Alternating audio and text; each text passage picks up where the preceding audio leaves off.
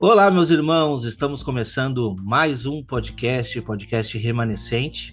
Já vencemos as cartas às igrejas do Apocalipse e agora estaremos entrando num assunto dificílimo. Não sei se conseguiremos trazer aqui todas as respostas, mas com certeza a gente vai ter muita revelação aqui hoje.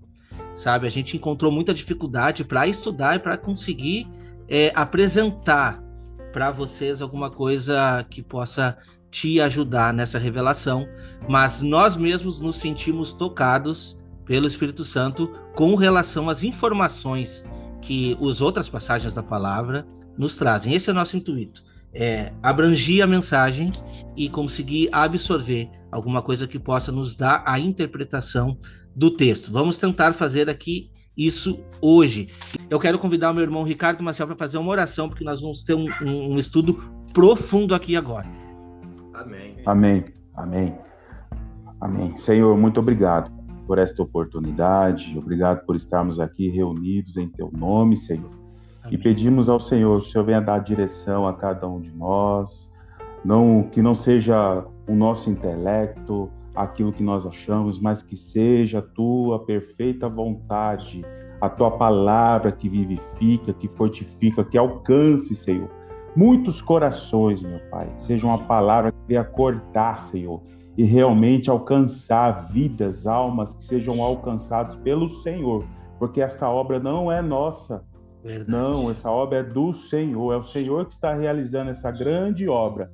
Que o Senhor possa cada vez mais, Senhor, levantar pessoas nesta terra, Senhor, como atalaias do Senhor, que possam proclamar o evangelho genuíno do reino, a sã doutrina dos apóstolos nesses últimos dias, que possam ser levantadas pessoas para tocar trombetas, para anunciar o teu reino e libertar muitos cativos, meu Pai, nesta prisão, neste mundo todo. Muito obrigado pela oportunidade. Muito obrigado, Senhor, no nome de Jesus. Amém. Amém. Amém. Então vamos dar sequência, meus irmãos. Vamos começar o estudo do capítulo 4. O título da maioria das Bíblias diz assim, a visão do trono de Deus. E o título realmente traz o que vem trazendo o capítulo. Eu vou ler o primeiro e o segundo versículos, que diz assim: Depois destas coisas, olhei e eis não somente uma porta aberta no céu, como também a primeira voz que ouvi, como de trombeta, ao falar comigo, dizendo: Sobe para aqui, e te mostrarei o que deve acontecer depois dessas coisas. Imediatamente eu me achei em espírito, e eis armado no céu um trono, e no trono alguém sentado. Pastor Igor, o que dá para trazer aí sobre esses dois primeiros versos? Olha que interessante, né? Porque ele já tinha sido arrebatado, né, no capítulo 1, né? E aí agora parece que ele sobe mais um degrau, né? Ele vai subindo, uma porta se abre e ele vai até uma dimensão onde tem um trono, tá? Foi só ele que viu esse trono. Você percebe que é como se estivesse montando um mapa ali, né? Uhum. Então tá lá Ezequiel vendo esse trono, tá Isaías vendo o Senhor assentado no alto e sublime trono. Aí agora você vê João, não tem vários tronos que está se deslocando, né? Ele está no mesmo lugar. Exatamente. Né? Então os profetas, eles estão todo o tempo, né, contemplando isso que João contemplou agora. E aí com mais detalhes, né? E está dizendo que a porta aberta no céu, ele ouve uma voz de trombeta. Eu não sei como é que deve ser um audível, né? Trombeta e você entendendo, né, falar, mas deve ser um som muito arrepiante, né? E ele entra, né, nessa dimensão, ele sobe, né? Ele se encontra ali nessa dimensão e ali ele vê um trono, tá? E o que eu acho interessante aqui não vai dizer isso, né? Aqui não está escrito isso, mas lá em Isaías 6, né, a gente sabe que quem está sentado ali sobre o trono está vestido, né, com vestes que está enchendo todo o templo. Sim. Né? Ele está vestido, ali não fala, em Isaías 6 não fala do arco, mas em Ezequiel fala, aqui vai falar também, né? Uma visão que ele está tendo, de um local, como a gente vai ver aqui mais na frente, né? Eu não quero adiantar o assunto aqui, a gente vai falar de acordo com os versículos, né? Mas a gente vai perceber que ele está num ambiente com muitas pessoas. Né? Você vai ver pessoas em cima desse local e embaixo desse local também tem. Né? E você vê ao redor. Aqui nesse texto tem trono, mas mais na frente você vai ver que não tem só trono ali. Tem trono, né? Tem um templo, né? É como se fosse a praça principal do céu. Né? A praça principal está ali, a concentração de adoração, né? Deus está ali, anjos estão ali, né? Então ele foi para um lugar privilegiado. Né? Será que esse é o terceiro céu? Né? Será que aonde ele foi, que tem judeus que acreditam que existem 7 céus? Né? A igreja primitiva acreditava em 7 céus. Paulo fala em 3, por exemplo, ele subiu até ao terceiro céu. Será que esse é o último? Será que esse é o 7º?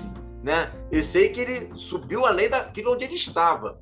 Mas aonde ele foi, né, é um local onde tem ali concentrado a adoração, tem concentrado ali, né, autoridades. A gente vai ver as autoridades que estão ali. Olha que maravilha, né? Autoridades ali, né, diante de Deus, diante do trono, né? E quando ele se vê nesse local, né, ele começa a contemplar ali o Senhor e ele vai descrever, né, a forma como ele está vendo ali Deus, né? Que é o versículo seguinte, né? Sim, exatamente. Irmão Ricardo. Muito interessante esse paralelo aí do terceiro céu. A gente encontra nas Escrituras aqui a menção de terceiro céu, como Paulo mesmo descreveu. E nós conseguimos conectar um pouco disso, fazer um paralelo com o tabernáculo de Moisés. Né? Quando nós percebemos aí o altar de bronze, que nós fazemos essa associação lá com Apocalipse 6:9, onde as almas clamavam embaixo do altar, né, apontando ali para o Sheol. E se nós colocarmos aí na nossa maquete aí, né, imaginária, esse tabernáculo, colocando esse altar de bronze, né, apontando para a terra, e abaixo dele o Sheol, e a bacia de bronze com as águas que purificam, fazendo essa associação com o segundo dia da criação, onde o Senhor fez a separação entre águas e águas, né? Apontando aí para o primeiro céu, e João sendo arrebatado para o lugar dos candelabros, onde nós podemos associar com o segundo céu, onde se encontra aí o lugar santo. Por isso que nós conseguimos associar a menorá nesse lugar santo com o segundo céu. E podemos sim associar esse lugar santíssimo com a sala do trono, o terceiro céu, onde João foi arrebatado, né, novamente nessa dimensão espiritual. Muito interessante. E outro detalhe também é quando Satanás ele quis almejar em seu coração ser semelhante ao Altíssimo. Dá a entender que ele teve, né, essa intenção ao visualizar a sala do trono, ao visualizar o monte, o alto monte, o alto do Zafon, como está escrito lá em Isaías 14:12, e essa ambição de querer ser semelhante a Deus, ao Altíssimo, nós percebemos como isso é refletido aqui na Terra.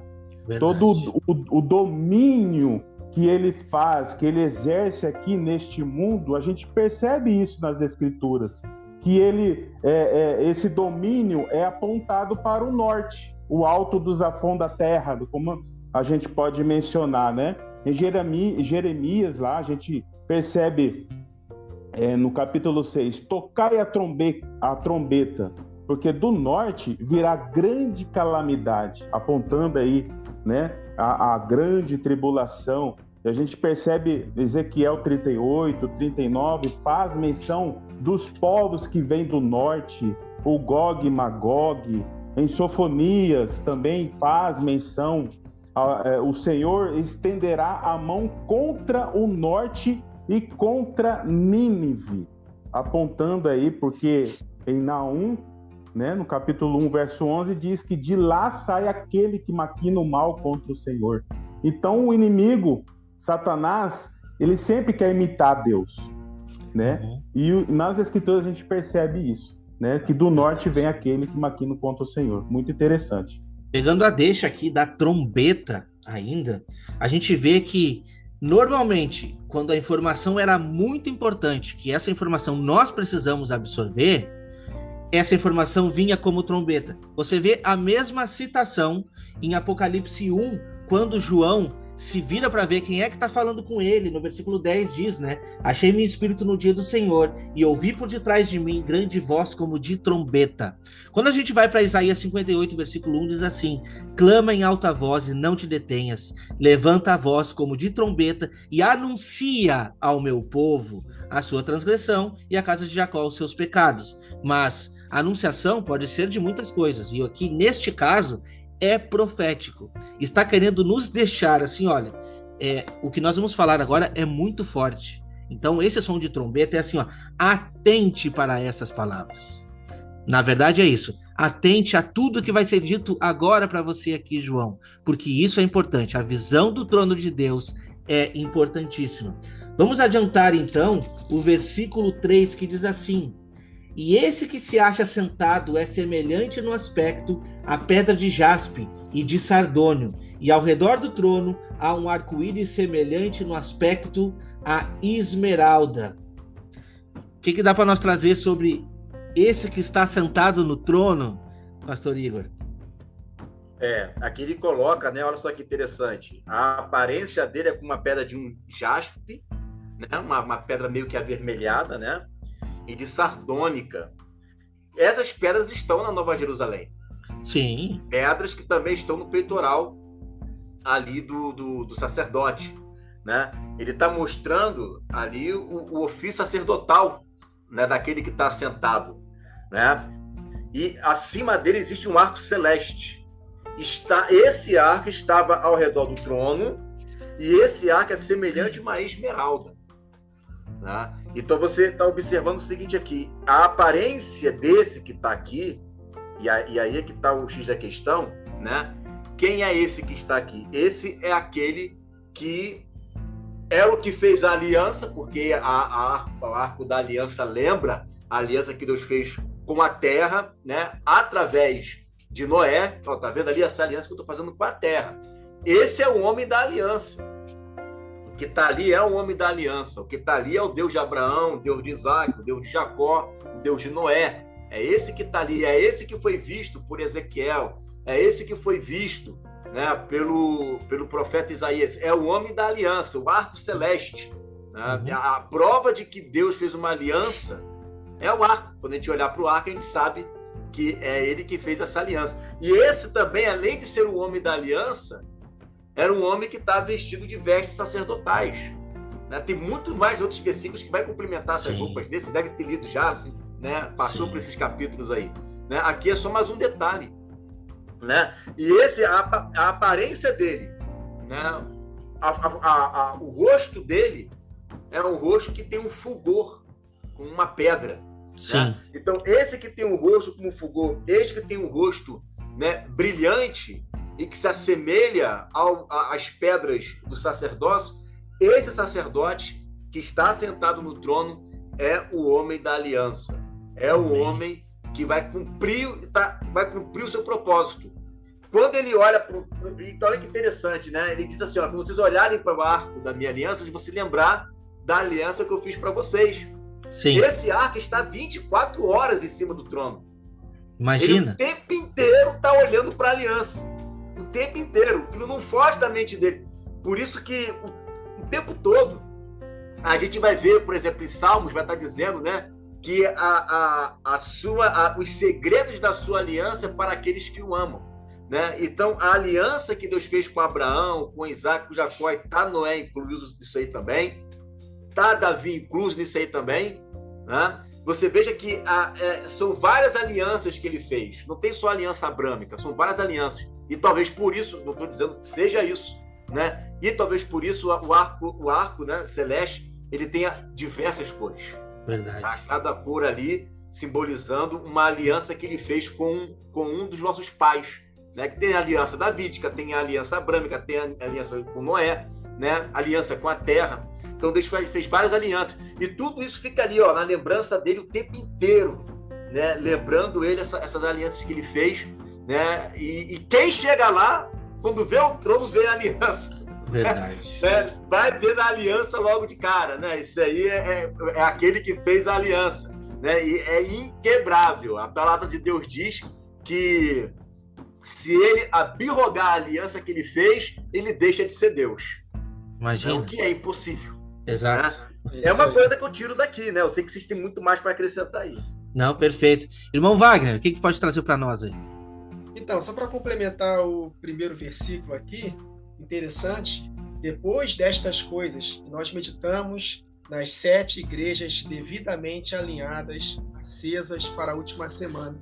E depois destas coisas, aí o Senhor se mostra como aquele que vive e reina para todo sempre, para gerar em nós confiança, porque a missão é difícil, porque Ezequiel, dá para perceber que ele estava meio receoso. E no capítulo 2 de Ezequiel, depois daquela visão que ele teve do rio Quebar, muito semelhante a essa visão que João teve no trono, né? No verso 6 de Ezequiel 2, Jesus falando para ele, ó, tu, ó filho do homem, não os temas, nem temas as suas palavras, ainda que haja sarças e espinhos para contigo, e tu habites com escorpiões, não temas as suas palavras, nem te assustes com o rosto deles, porque são casa rebelde, mas tu lhes dirás as minhas palavras, quer ouçam, quer deixem de ouvir. Então, antes dessa missão difícil, Deus se apresenta para Ezequiel com essa glória maravilhosa. Da mesma forma para João. Assim como Ezequiel come o livrinho, João também come o livrinho. E Jesus fala para João, é necessário que profetize novamente. Ou seja, as 2 testemunhas, o candelabro, os 7 candelabros de ouro unidos como uma só peça, formando a menorá, tem que contemplar a glória de Deus. Tem que ter essa confiança, porque aquele que vive está conosco. Então, quando nós temos a consciência dessa aliança que Deus faz conosco, nós não tememos nenhum mal. Então, é só para complementar os detalhes, os irmãos já falaram muitas verdades aqui, eu não tenho nem nada que acrescentar, mas somente esse detalhe aqui importante para que nós possamos compreender que Deus está conosco nessa missão. Nada vai nos causar dano na primeira metade e na segunda metade, confiantes de que Deus vai fazer justiça para nós, ainda que percamos na nossa vida ou que sejamos protegidos no deserto.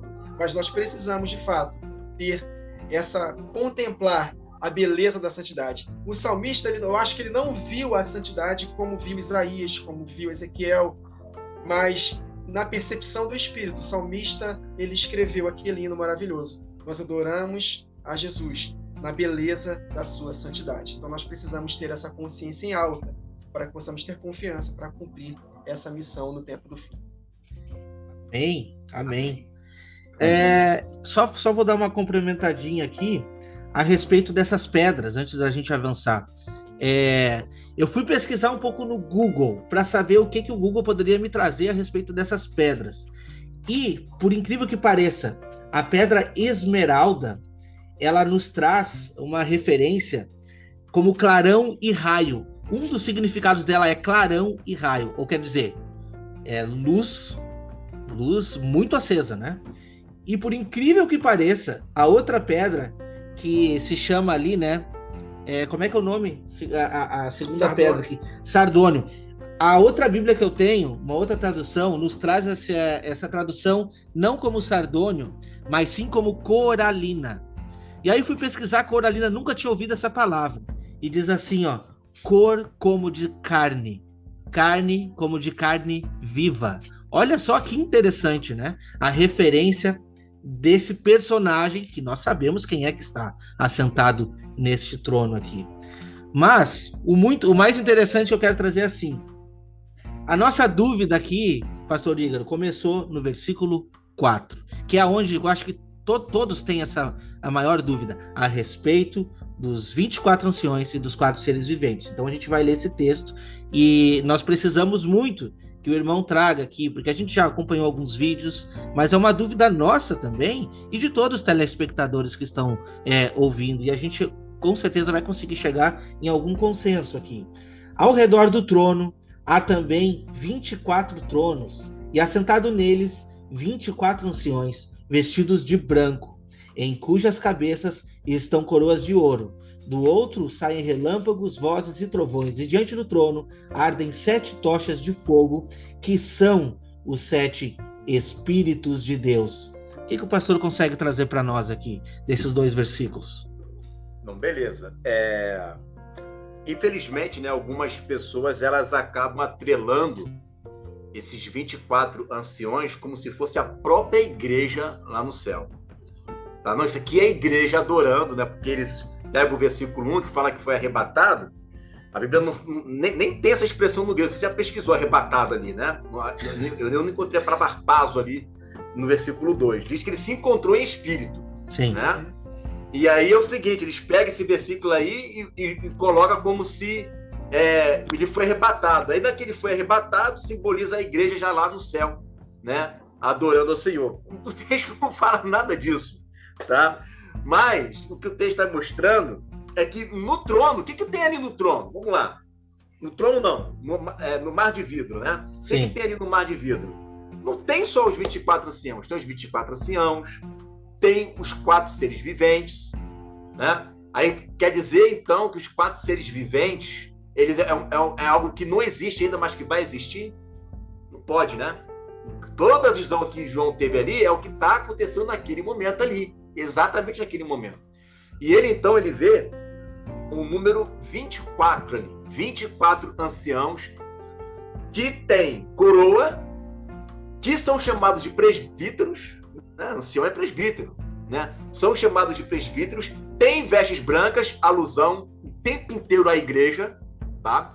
Mas não existe só esses textos que falam de 24 anciãos, existem vários outros textos. E mais na frente, vocês vão encontrar, é bom falar isso aqui agora, depois vocês voltam de novo, tá? Uhum. Mas você vai ver que João, ele interage com esse anjo. Não existe nenhuma passagem na Bíblia de uma visão do futuro interagindo com um vidente, com um profeta.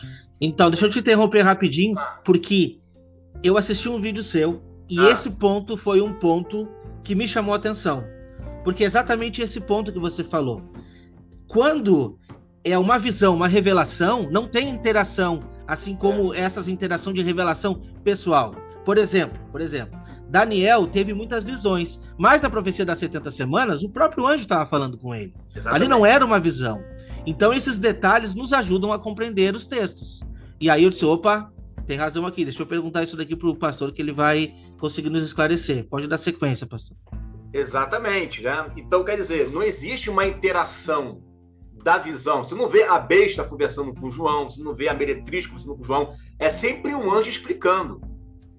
E não é só os 24 anciãos, um dos 24 anciãos que interage com João, assim como um dos 4 seres viventes também interage, né? E aí, no caso, esse anjo, que é um anjo, é uma classe angelical, esses 24 anciãos estão ali, né, adorando ao Senhor, e aí sim, você pode fazer uma conjectura, é um turno de adoração, pode ser, pode pegar lá aquele exemplo, 24 turnos de adoração de Davi, é o que eu falei no vídeo, né?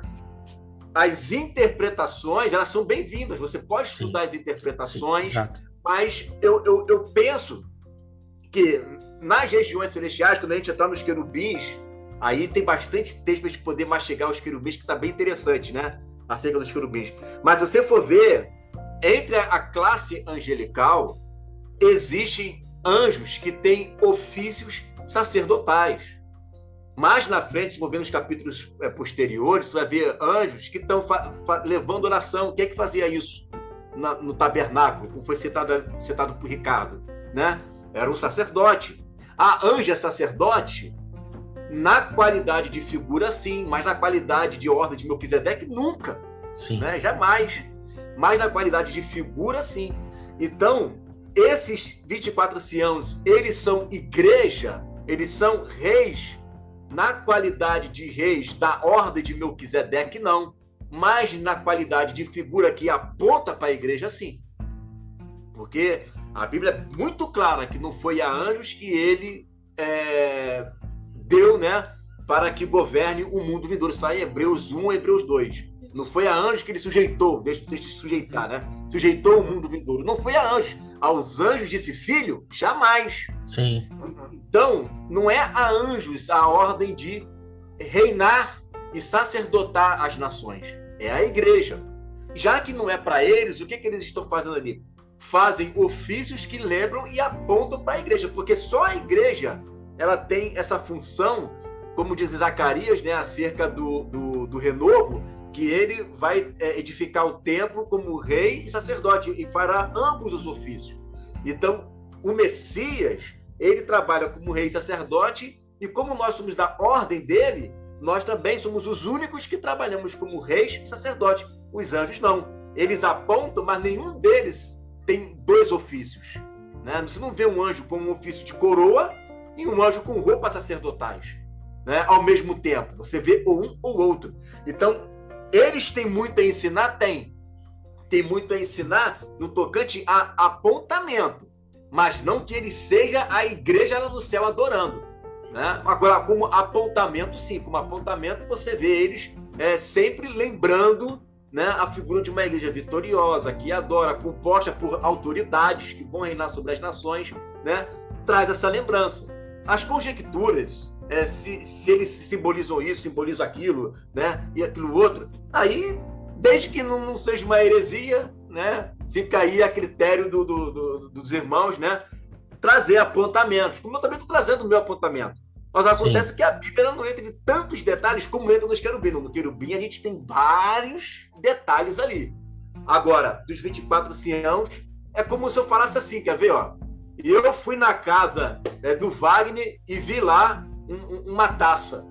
E só escrevi isso e fui embora. Uhum. Né? E aí, por que ele falou a taça? Numa taça é que ele ganhou do futebol. Numa taça é que ele ganhou, né, sei lá, de basquete. Não, essa taça é a taça de vinho. Lembra? Eu só falei da taça e deixei vocês se batendo aí. Vira conjectura, qualquer coisa que tu venha trazer. Exatamente, né? Verdade, e às vezes verdade. até bate, né? Às vezes até bate, Sim. mas é complicado a gente chegar e dizer, não é isso aqui, tem que ser dessa forma.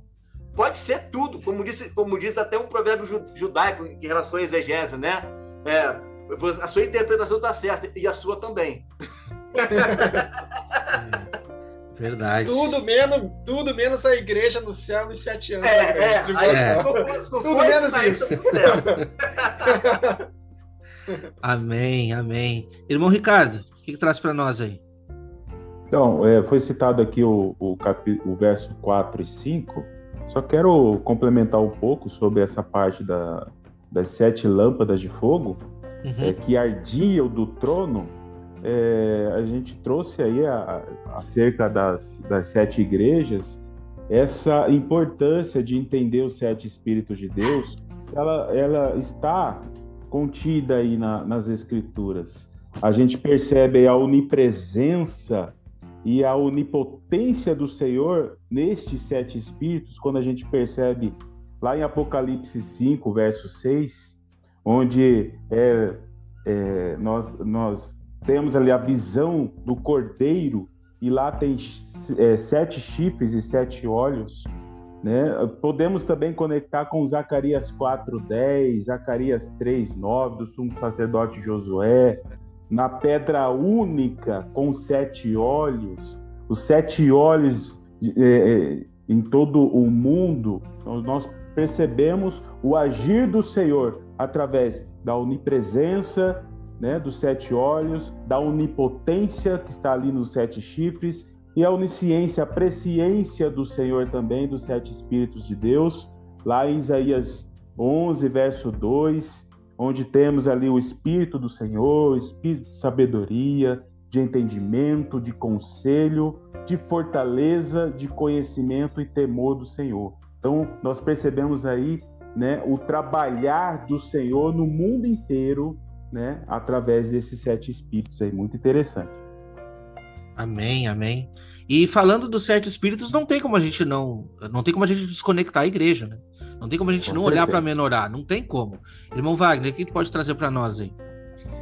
O irmão Igor falando acerca dos 24 anciãos, de fato, né? A gente estava na dúvida se eles eram de fato literais ou apontavam para a igreja, e nós entramos no consenso de que são seres literais com certeza nos céus, porque um deles fala com João, mas aponta também para a igreja. E eu, voltando do trabalho hoje, o Espírito me fez conectar com o tabernáculo. O tabernáculo que Moisés fez foi uma cópia do céu. No céu há, de fato, um santuário, há, de fato, aquelas peças. Em Hebreus 9 diz isso. Então, há uma literalidade no céu do tabernáculo e aponta para a igreja. Nós somos o tabernáculo de Deus. E não somente espiritual, mas também físico. O apóstolo Paulo fala que nosso corpo também é templo do Espírito. Então, de fato, a palavra de Deus ela é muito abrangente e, de fato, aquilo que o pastor Igor falou, não dá para determinar. Os 24 anciãos é esse ponto final. Não, calma. Eles são literais? Sim, mas tem um apontamento para a igreja. No decorrer da gravação, se der tempo, eu falo alguns detalhes dos 24 anciãos, dos 4 seres viventes, apontando para a igreja com suas conexões. Mas, de fato, a palavra de Deus ela precisa ser compreendida como um todo. E esse exemplo que ele me deu do tabernáculo, que no céu tem um tabernáculo físico, conectando com a igreja, aí nos faz conectar também os 24 anciãos, os 4 seres viventes, apontando também para a igreja do Senhor. Amém, amém. Pastor Igor, eu acho que assim, ó, o que acontece? A gente tem... a gente não tem muita informação dos 24 anciões, mas nós temos um pouco mais de informação sobre os 4 seres viventes. Então a gente vai dar uma adiantada ali, que diz assim, né? Há diante do trono um como um mar de vidro semelhante a cristal, e também no meio do trono, à volta do trono, 4 seres viventes cheios de olhos por diante e por detrás. Então, quer dizer, a gente já trouxe aqui que esses 4 seres viventes eles vão interagir com João um pouquinho mais lá na frente, né? Então, se eu não me engano, é na época das taças, que um deles apresenta para João. Os selos. Nos selos, desculpa, exatamente. Chama os cavalos, né? Isso, os cavalos. Exato. E a gente consegue ver uma referência disso lá em Zacarias. Eu vou deixar que o pastor traga para nós aí, por favor. O texto de Zacarias... Não. Pode trazer o que você quiser sobre os 4 seres viventes. O texto todo aí, não tem problema nenhum. Não. Pode ficar à vontade aí. Então vamos lá, olha só. Vamos ver aqui o versículo 6, né? Vamos seguindo aqui. Então, olha só. Havia diante do trono um como mar de vidro, né? Semelhante ao cristal. Né? Isso foi visto por Ezequiel também. Uhum. Tá lá, mesma coisa, o mar de vidro. Alguns judeus, lendo Ezequiel, acreditavam que era uma espécie de água, que o Ricardo trouxe, né? Separação de águas e águas. É como se fosse a segunda parte de águas congeladas. Eles entendiam isso, tá? Que como separou águas e águas, a água de cima é esse mar de vidro congelado, né? Por isso que é semelhante ao cristal, né? O que é um cristal? Parece uma água congelada, né? Então eles entendiam dessa forma. Então foi bem legal o versículo que você trouxe aí mais na frente, tá? Então eles entendiam isso, né? Como um mar de vidro, né? Ou um mar congelado semelhante ao cristal. E no meio do trono, você vê que está no meio do trono, na frente dele, na frente de Deus, e ao redor dele, né?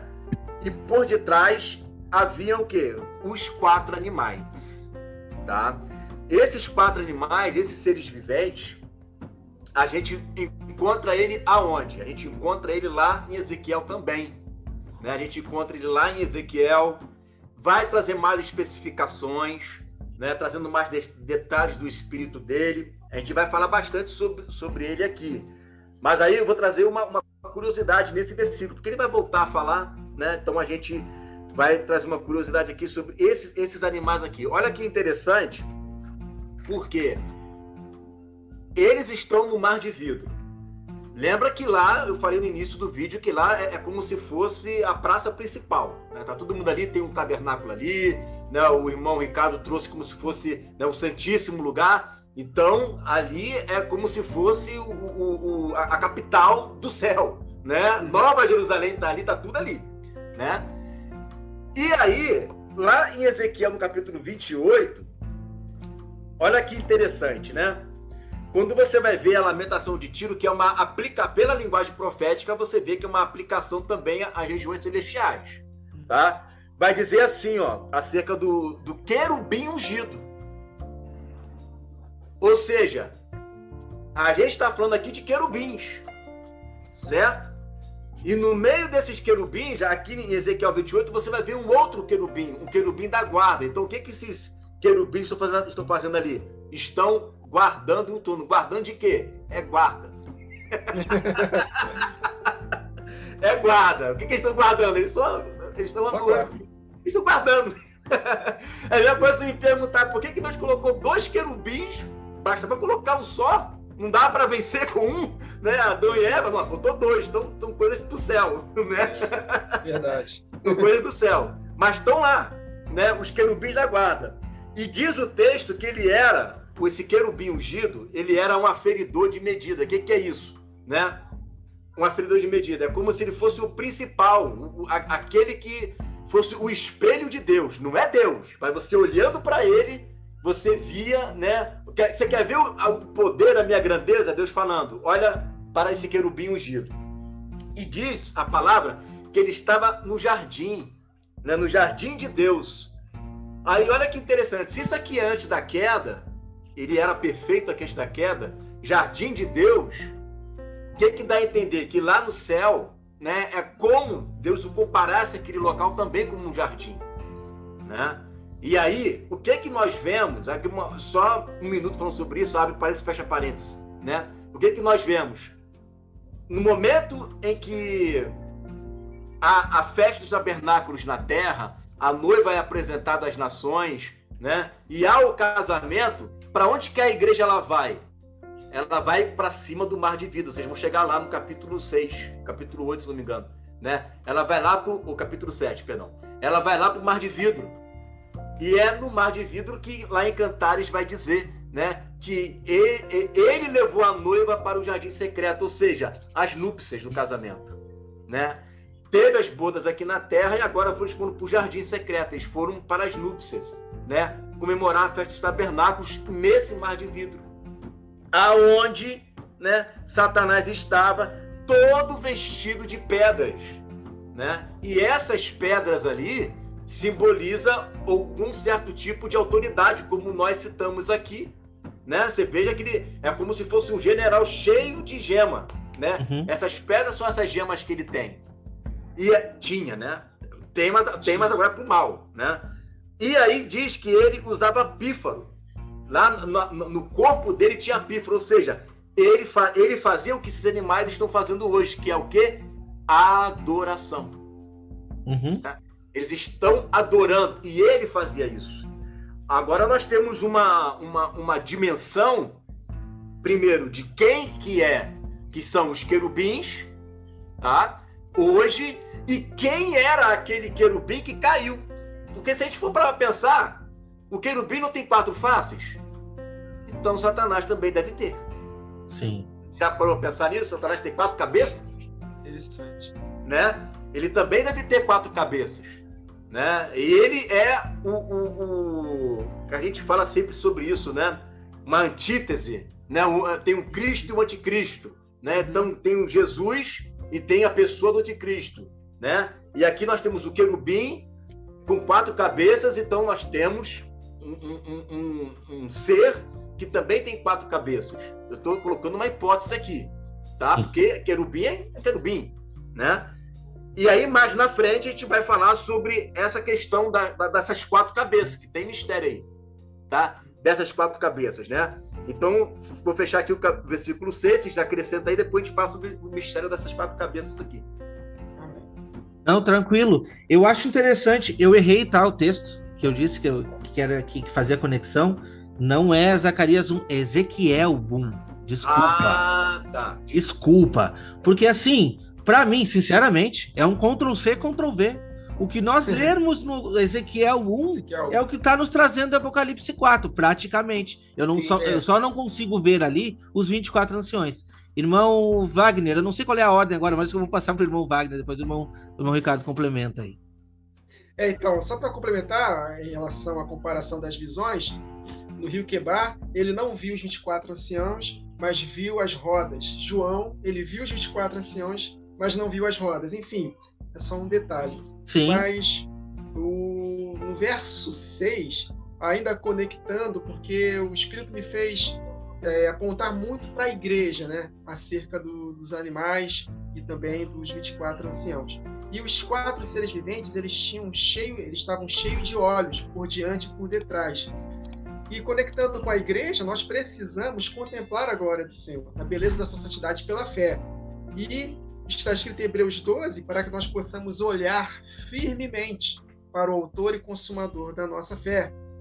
Então, e mais para frente, quando nós formos ler os próximos versículos, esses 4 animais e também os 24 anciãos, eles davam glória, honra e ações de graças, que é uma oração de louvor que o apóstolo Paulo fala, depois de falar daquele mistério maravilhoso das 2 casas, em Romanos 11, né? Que ele fala lá, ó profundidade da riqueza, tanto da sabedoria quanto do conhecimento de Deus.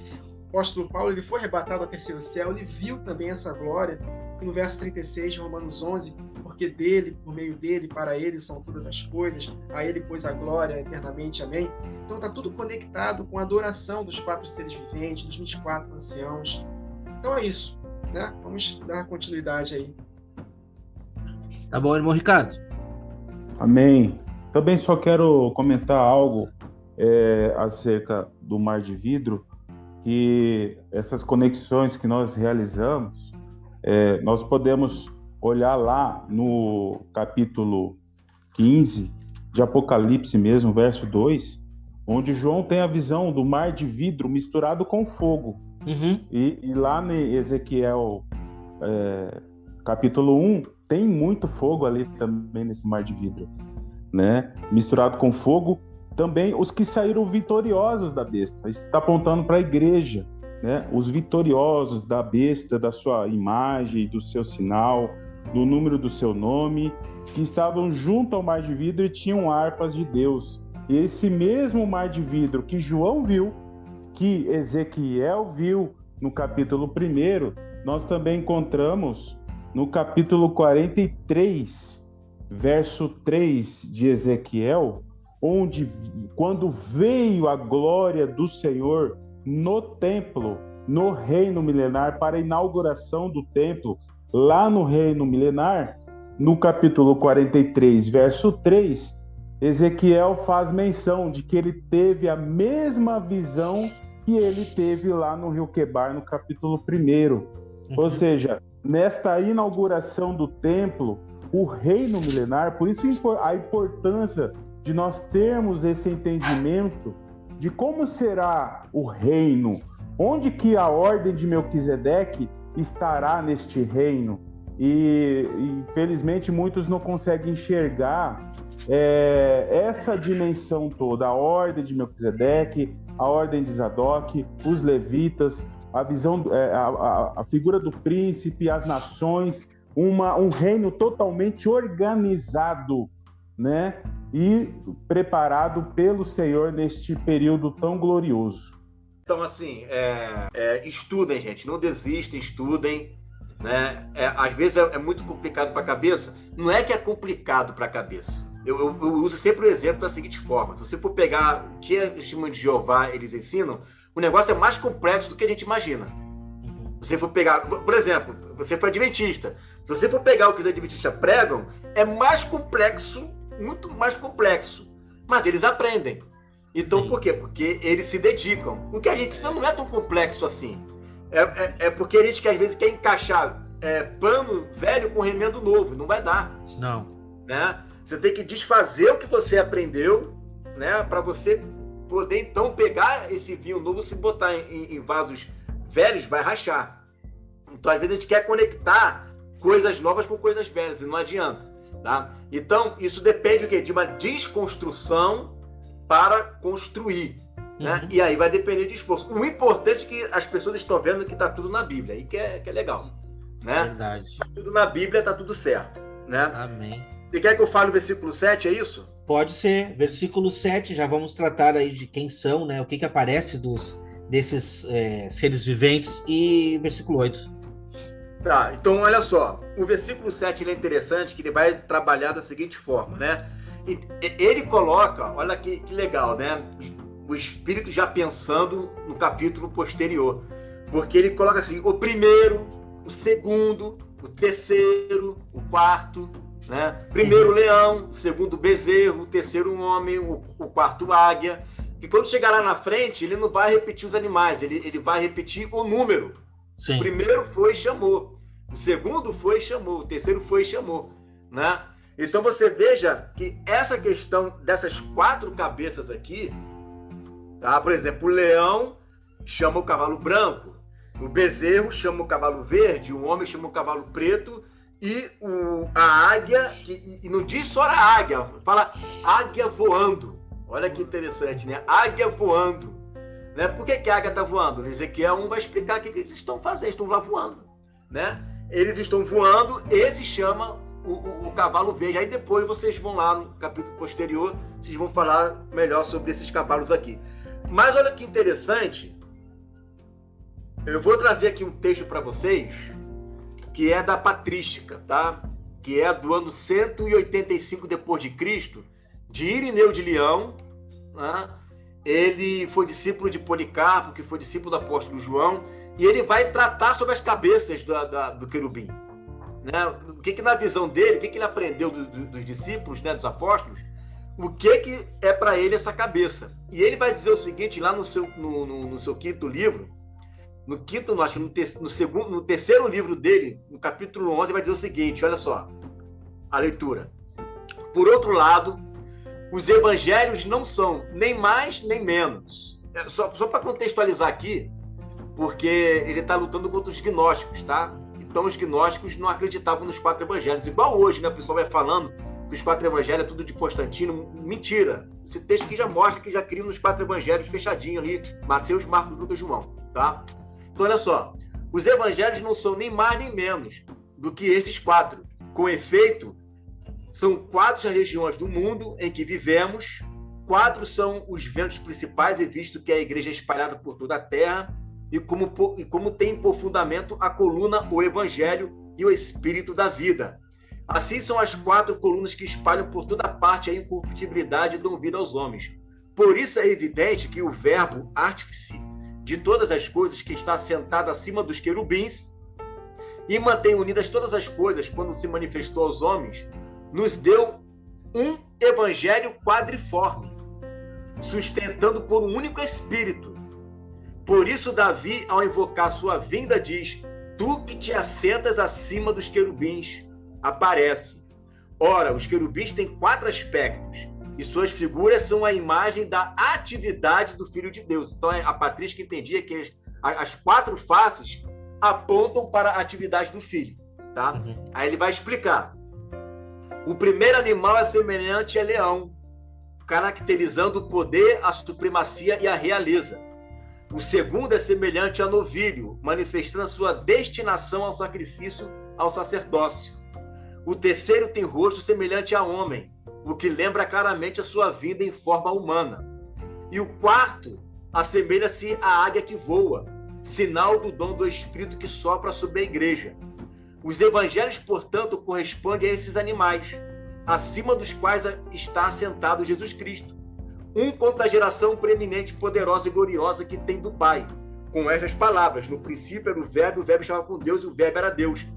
E tudo foi feito por meio dele, sem ele nada do que foi feito se fez. É por isso que este evangelho está cheio de pensamentos sublimes, pois este é o seu aspecto. O evangelho segundo Lucas, portador de caráter sacerdotal, começa com o sacerdote Zacarias, que oferece a Deus o sacrifício de incenso, porque já estava pronto o vitelo gordo que devia ser imolado por causa da volta do filho menor. Mateus, por sua vez, narra sua geração humana, dizendo: livro da origem de Jesus Cristo, filho de Davi, filho de Abraão. E em seguida a origem de Jesus Cristo foi assim. É, portanto, o evangelho da humanidade de Cristo. por isso Jesus é constantemente apresentado como um homem humilde e manso. Marcos, por sua vez, inicia pelo espírito profético que do alto investe o homem, princípio do evangelho, conforme está escrito no profeta Isaías, dando uma imagem alada do evangelho, por isso exprime-se de maneira concisa e rápida. É o estilo profético. É assim que o próprio verbo de Deus falava conforme a sua divindade e glória. Pulando aqui, assim é o aspecto dos animais, e igual ao aspecto dos animais é a característica do evangelho. Quadriforme os animais, quadriforme o evangelho, quadriforme a atividade do Senhor, né?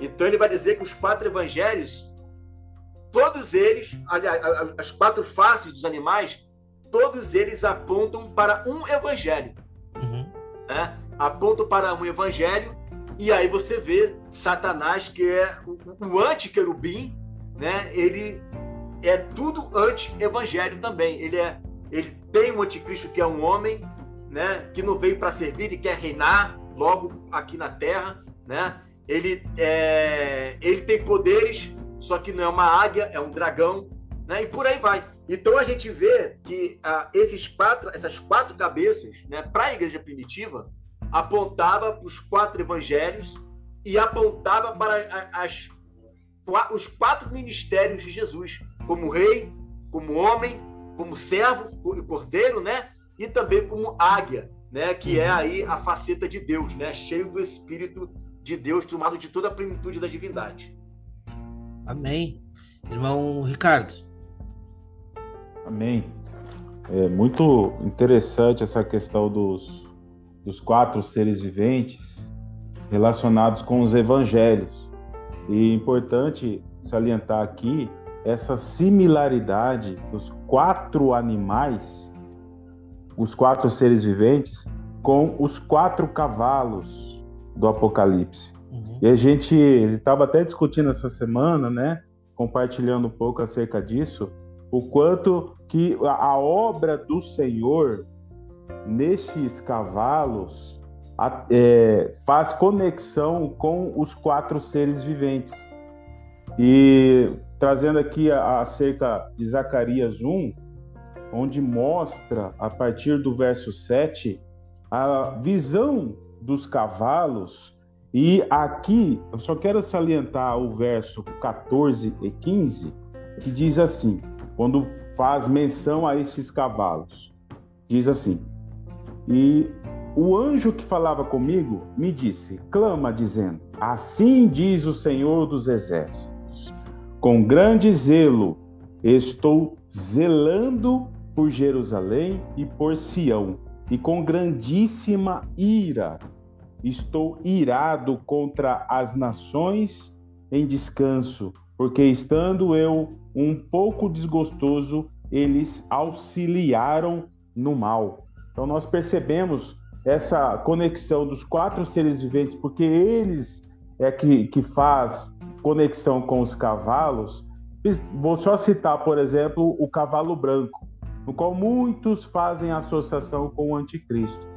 Eu percebo aí que o cavalo branco, né, como tem conexão com os 4 seres viventes, eu vejo uma obra do Senhor através desses cavalos, que são chamados, né, pelos seres viventes. O cavalo branco, por exemplo, né, saindo para vencer, nós podemos conectar aqui com o próprio livro de Zacarias, onde Zacarias capítulo 9, onde ele faz menção de Judá e também de Efraim. Lá em Zacarias 9, no verso 14, diz assim: porque curvei Judá para mim, enchi com Efraim o arco, suscitarei os filhos, ó Sião, contra os teus filhos, ó Grécia, e portei como espada de um valente. Então, eu percebo uma obra do Senhor aí, né, fazendo conexão dos 4 seres viventes com os cavalos. E aí a gente percebe que existe uma conexão muito, muito mais profunda acerca disso, a gente encontra isso nas Escrituras, especificamente aqui no profeta Zacarias. E Zacarias fala sobre relâmpago, característica de querubim, né? Uhum. E fala também de trombeta, característica do que João viu assim que enxergou os seres viventes, né? Exatamente. E falando de Judá e Efraim, e conectando da voz soar a trombeta no verso 14 de Zacarias 9, as trombetas que as duas testemunhas vão realizar nesses dias, né? As duas casas de Israel, Judá e Efraim. Exatamente. Meu irmão Wagner. Só para completar, de fato, de novo conectando com a igreja, que foi a maneira como o Espírito ministrou meu coração quando eu estava meditando, né? E os 4 seres viventes, não podemos esquecer do versículo 1. Depois destas coisas, depois da menorá está devidamente acesa. Então, esses 7 candeeiros acesos apontam para o grande maior avivamento. Tem um texto muito interessante aqui de Lucas 17, falando acerca da volta do Filho do Homem, no verso 24, que assim como o relâmpago fuzilando brilha de uma extremidade do céu, assim será no dia do Filho do Homem. Nesse contexto aqui, no verso 22, está escrito lá, Jesus falando para os seus discípulos, a seguir dirigir-se aos seus discípulos, virá o tempo em que desejareis ver um dos dias do Filho do Homem e não vereis. Então, um dos dias do Filho do Homem, eu creio que seja exatamente esta última semana, em especial a primeira metade da última semana, que nós vamos com essa consciência da glória e da majestade do Senhor Jesus fazendo a diferença. E assim como Isaías também, né, ele contemplou a beleza da santidade do Senhor, o serafim foi lá, purificou seus lábios, perdoou o seu pecado, e ali naquele ambiente de santidade ele foi usado por Deus para poder, de fato, fazer maravilhas no nome de Jesus. Então, de fato, os 24 anciãos, os 4 seres viventes, apontam também para uma igreja cheia do Espírito Santo nos últimos dias. Os outros detalhes... Completa aí, desculpa, completa.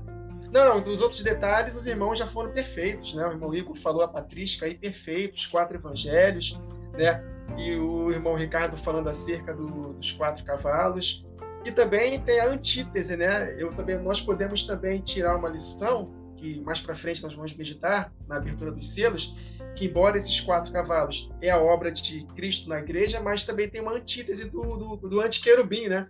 Satanás é um antiquerubim, que ele também vai fazer uma imitação desses 4 cavalos, ele vai tirar a paz da terra, Jesus Cristo é a paz, mas ele vai tirar a paz, ele vai tirar a fome, ele vai se fazer como Deus. Também conectado a esses cavalos, nós podemos compreender que também é a ação do anticristo na segunda metade da última semana, porque ele é uma antítese do querubim, né? Fiel, é isso. Se ele conseguiu ser semelhante a Deus, ele vai fazer tudo o contrário de Deus. Tudo o contrário, exatamente. Agora, você percebe o seguinte, né? Como que tá ligado esse eu não sei, acho que foi você, Wagner, ou foi tem 2 Wagners aí, o Curveio e o Gabi. Isso, exatamente.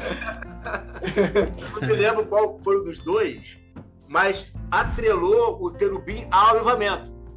Inclusive, está ali o cavalo branco, né? Que vem vencendo para vencer. Ó, o relâmpago aí, ó, vozes de relâmpago e trovões. Olha aí, isso aí. Isso aí. Então, assim, o que acontece? Não é que vai começar a chover agora, tem previsão de chuva forte para hoje. Glória a Deus. Então, assim, amém. Quando você vê lá em Ezequiel capítulo 1, você vai ver o quê? Qual é um dos aspectos que a Bíblia ela destaca bem ali dos querubins, que não aparece ali em Apocalipse, mas aparece em Ezequiel, que são as rodas. Isso, exato. Isso. E o que acontece com aquelas rodas ali? Elas estão obedecendo tudo que os querubins estão mandando ela fazer.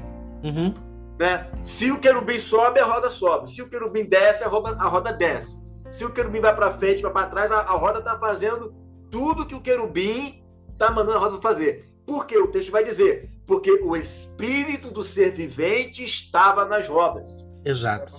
Né? Se a gente for pegar essa aplicação, o que o espírito está querendo mostrar ali? O que o querubim tem a ver com tudo isso aí? Mostrando espírito espírito de submissão, ou seja, a igreja vai estar fazendo, nesses dias de avivamento, tudo aquilo que o Senhor Jesus quer que nós façamos. Verdade. Tudo aquilo que Ele quer que nós façamos, nós vamos fazer, as duas testemunhas. Por isso que tem tocha, tem o Espírito, tem os olhos ali, está linkando uma coisa com a outra. Ele está lembrando, né? Olha, eles não estão ali por um acaso. Eles estão ali para vocês entenderem que, assim como o querubim obedece ao Pai, e os que estão debaixo da autoridade do querubim obedecem ao querubim, esses dias de avivamento vai ser assim também com a igreja. A igreja estará obedecendo ao Pai em tudo, ao Filho em tudo. De fato, são dias de avivamento, né? De fato, isso vai acontecer. Por isso que ele tem olhos, né, cheios por dentro e por fora. Aí a gente vai falar aqui sobre olhos, vai ter que ir em Zacarias, 7 Espíritos de Deus, né? Que vocês já passaram por esse texto lá no capítulo 1, né? Que fala que são 7 olhos, que é o que? A plenitude do Espírito. Uhum. Olha como é que esse querubim é importante. Por isso que para os judeus esse querubim é o que está lá líder na classe dos anjos, né? Ele tem uma importância muito grande. E não fica só ali adorando, não. Eu creio que ele fica adorando, mas ele tem uma missão de ensino fortíssimo profético para a igreja, né, nesses últimos tempos. Amém. Amém. Amém. E assim, ó, muito interessante que você falou sobre os 7 olhos. O versículo 8 vai trazer esses aspectos. Mas nós vamos deixar para o próximo episódio. Por quê? Porque nosso tempo aqui já está esgotado. Mas eu quero fazer uma reflexão aqui, tá? Olha só que importante para quem consegue acompanhar. E por que é importante o estudo detalhado, como a gente está fazendo versículo por versículo. A gente consegue ver uma tomada inicial, onde João tem aquele primeiro relapso de olhar para trás e ver uma visão do sumo sacerdote. E naquele momento ali é apresentado para ele uma visão do céu. Mas só um pouquinho.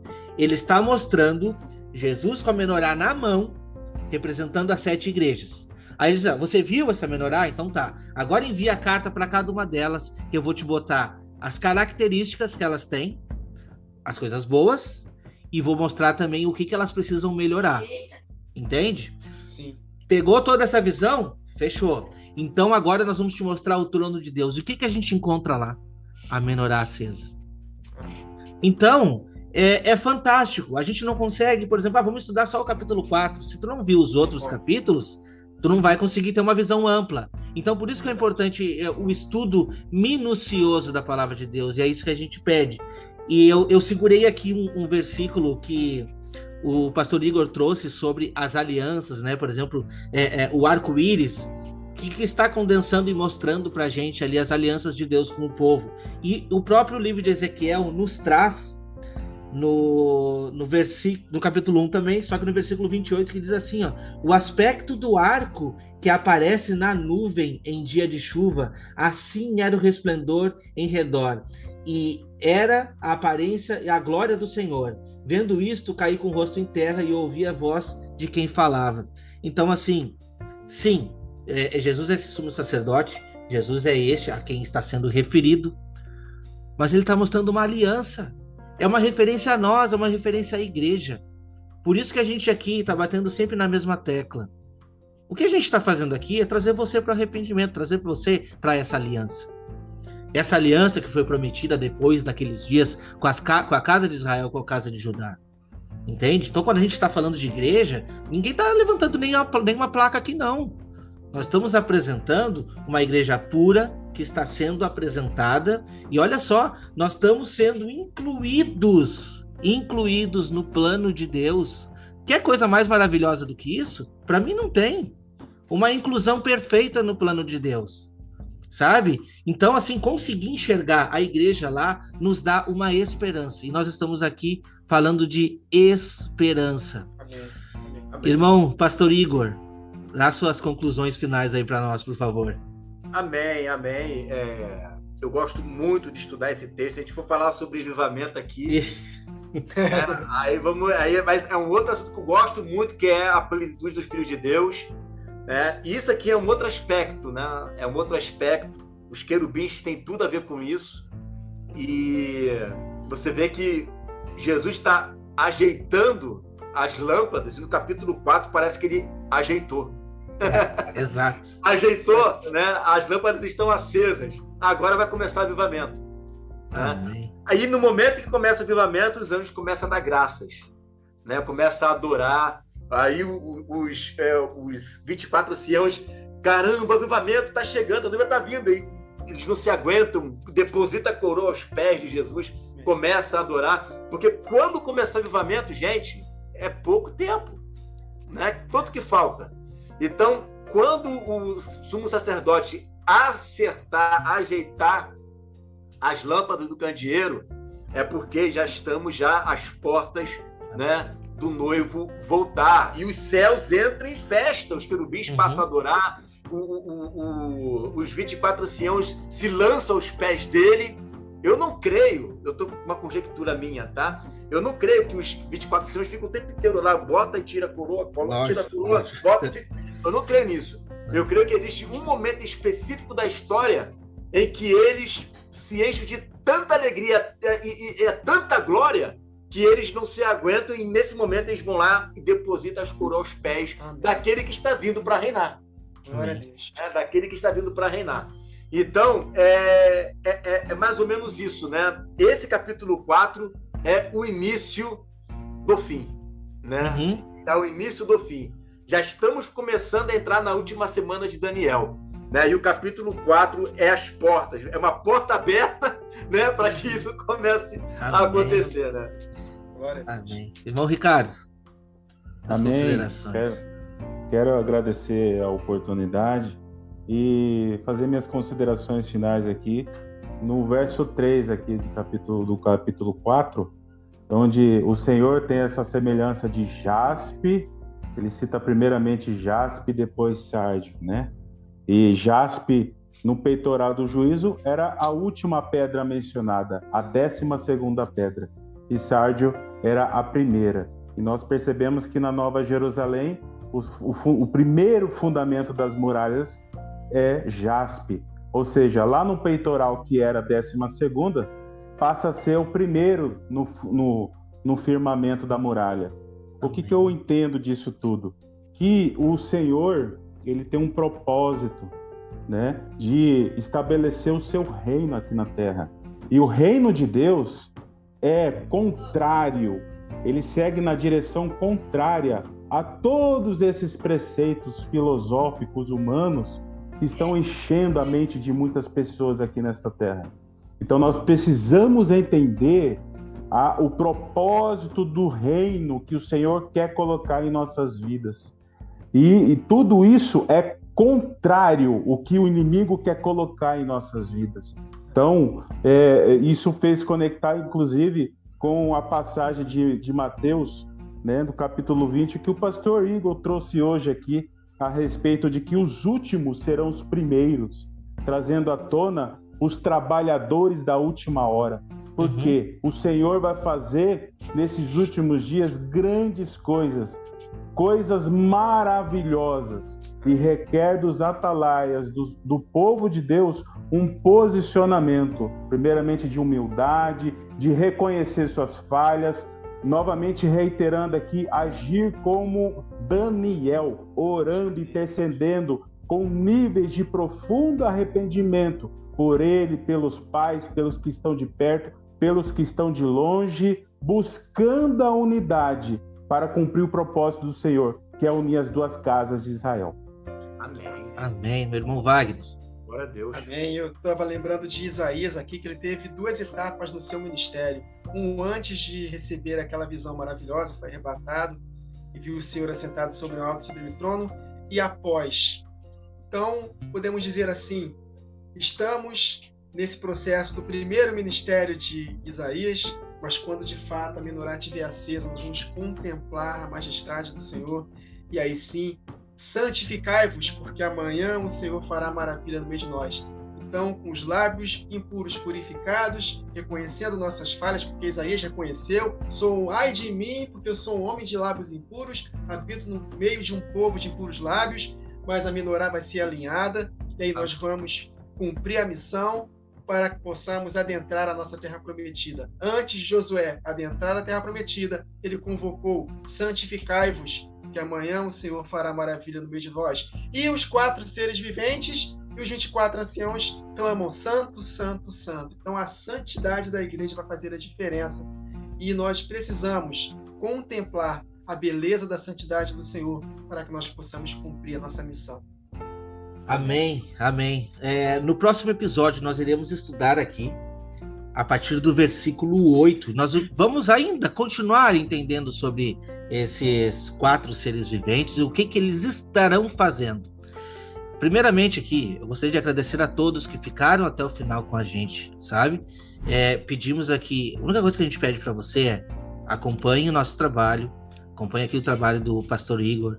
Todos nós estamos tentando dar o nosso melhor aqui. E o que a gente pede é a interação de vocês. Eu quero agradecer aqui, nossa, do fundo do meu coração, pastor Igor, por essa participação. Porque assim, hoje em dia, né, com a vida da gente corrida, muitas vezes a gente não consegue.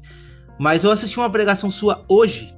Eu fico trabalhando com o fonezinho aqui. Amém. E hoje eu estava assistindo uma pregação que você chamou a atenção ali profundamente. É o meu pensamento, é o pensamento do irmão Wagner, do irmão Ricardo. A gente já conversou sobre isso. Cuidado com as multidões. Você está pregando para uma multidão, pode não significar nada. Jesus pregava para uma multidão, mas na verdade quem absorvia a mensagem eram os 12. Eu ouvi isso de você hoje, pastor Igor. Então, assim... O semeador saiu a semear, o nome da mensagem. Exatamente. Então, veja lá, mensagem importante. O que eu quero trazer é o seguinte: a gente está aqui com esforço fazendo esse nosso trabalho e a gente conversa até de vez em quando, eu e o irmão Wagner. Olha, se um assistir e absorver, já valeu a pena. Entende? Nós estamos aqui dando o nosso melhor, muitas vezes correndo contra o tempo, passando muitas vezes dificuldades aqui. Eu não vivo do evangelho hoje. Se for da vontade de Deus, um dia isso vai acontecer. Amém? Se for. O pastor Igor, não sei, não conversamos sobre isso ainda, mas de qualquer maneira, apoie o ministério do pastor Igor. Primeiramente, se inscrevendo no canal, veja as mensagens. A gente aqui já aprovou, nós conseguimos absorver todos os dias, né? E isso é muito bom, muito bom. Então, muito obrigado pela participação, por olhar para nós aqui tão pequeninos aqui também, crescendo. Mas, enfim, a obra é a mesma, é isso que a gente quer dizer. A obra do pastor Igor é a mesma minha. O nosso objetivo é o mesmo: ganhar almas para este reino. Então, convido você, se inscreve no canal, vai lá, né? Vou deixar o link aqui abaixo dos 2 vídeos que eu vou recomendar do pastor. Se inscrevam lá no canal, se inscreva também no canal Voz de Trombeta, canal do irmão Wagner, e nos acompanhe no próximo episódio. Pastor Igor, a casa é sua. Quando quiser, aparece, tá bom?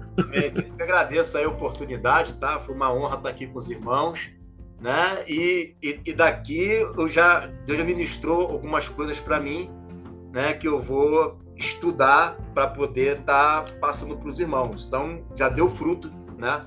Amém. Essa live de hoje, a gravação, né? Esse estudo. Eu já extraí 3 pontos aqui que o Espírito falou assim: estude isso aqui, que isso aqui é importante. Então, amém. Amém. Glória amém. a Deus. Amém. Amém. Agradecemos a todos e estaremos de volta na próxima semana, no mesmo horário, no canal Remanescente. Também você pode estar nos acompanhando pelo Spotify e no canal dos irmãos também, né? Que essa mensagem vai chegar a todos vocês. Nos acompanhem, que Deus abençoe a cada um e até o próximo vídeo. Bye, bye. Tchau.